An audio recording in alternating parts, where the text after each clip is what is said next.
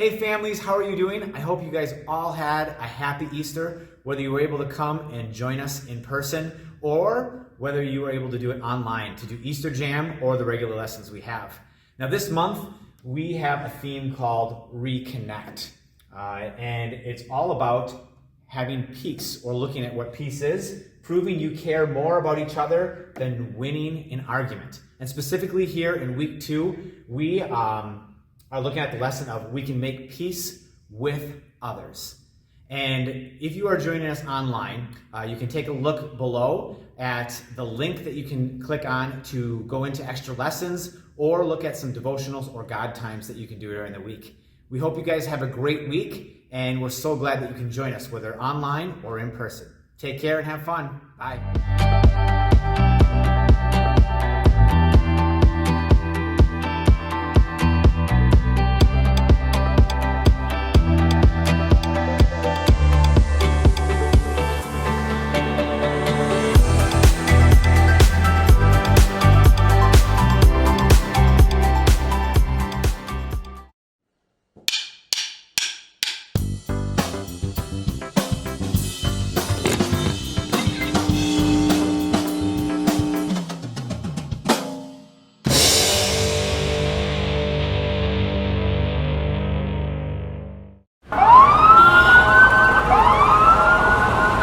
Can I get a little peace and quiet in here? I gotta be honest. It's easy to think about peace as a bubble. Ignoring the world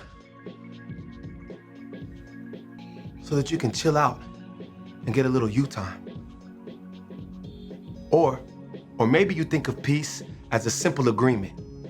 You do your thing, I do mine. Then we don't have to worry about each other's problems or the ways we're different from each other. Or you might see peace as a big, grand thing. General, this treaty officially ends all wars. But true peace doesn't look like any of that. True peace is messy. It takes hard work and creativity. It says, how can I listen to you first before I speak? It says, how can I learn what it's like to walk in your shoes before I try to fix it? How can we get creative to find a way through? See, when you do the hard work of making peace, others can see God at work in you.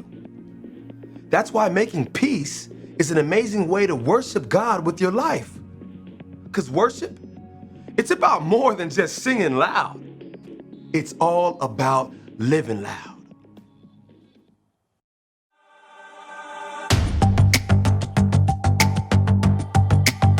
You're my courage, I don't have to be afraid.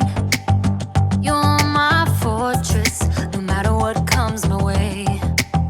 You're my treasure forever, yes, we'll be together always.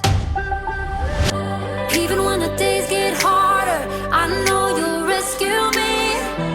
Even when the sky is darker, I know you'll bring me peace.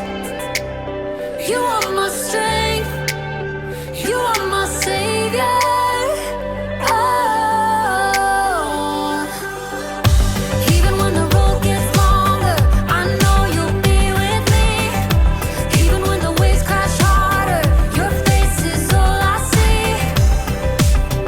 You are my strength, you are my savior. Oh. You are with me every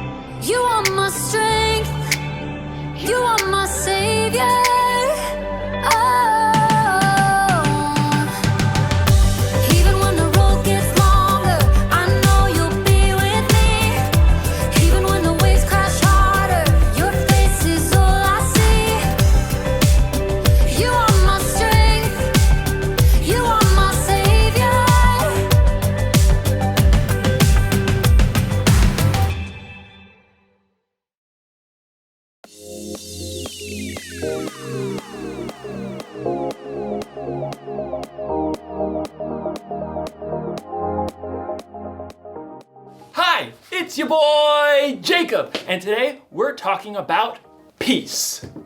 Peace is proving you care more about each other than winning an argument. So, if you had an argument with someone and you feel like that relationship is broken, peace can help you rebuild that relationship. It's like building a bridge. Bridge. You can build a bridge out of anything. Legos, popsicle sticks, spaghetti, and even trash. Sometimes we throw things away without thinking about how much we really need them. So I'm going to recycle this big, beautiful bin of garbage by building a bridge. Let's do this!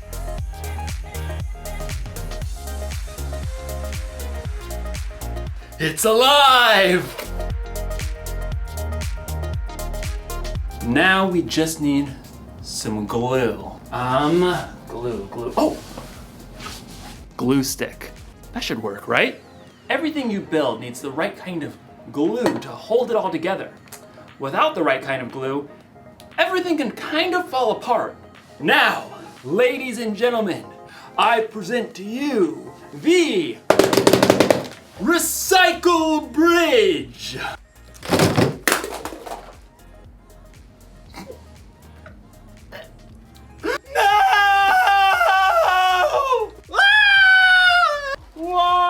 You see, it's hard to make things stick together when you don't have the right kind of glue.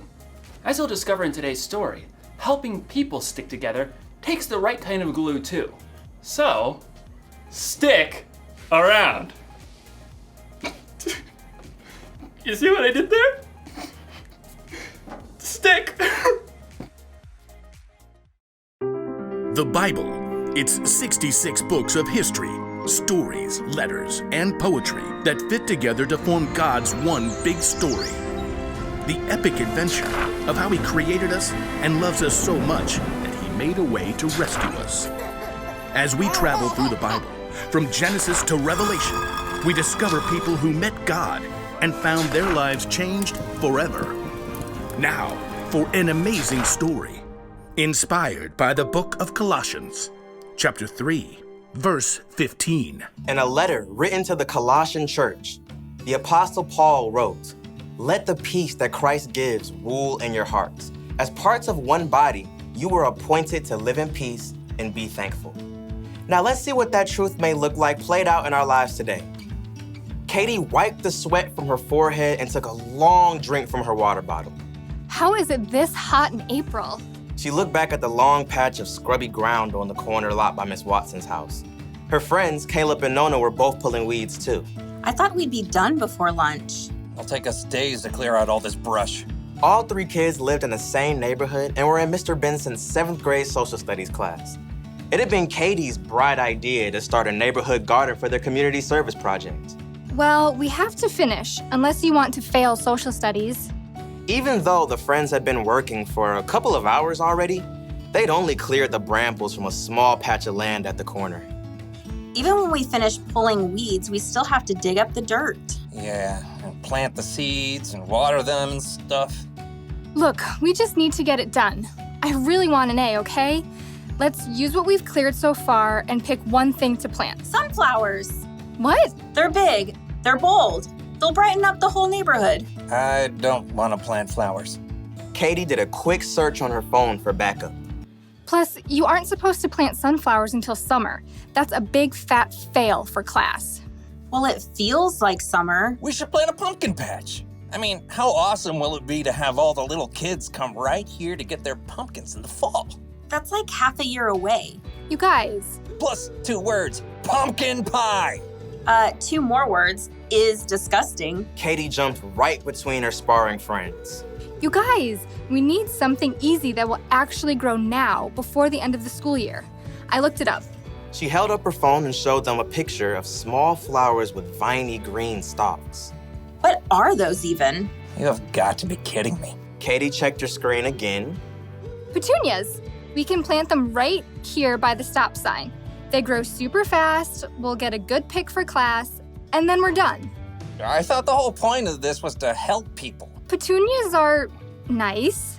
This is ridiculous. Something that small will just get overrun by all the weeds we haven't pulled.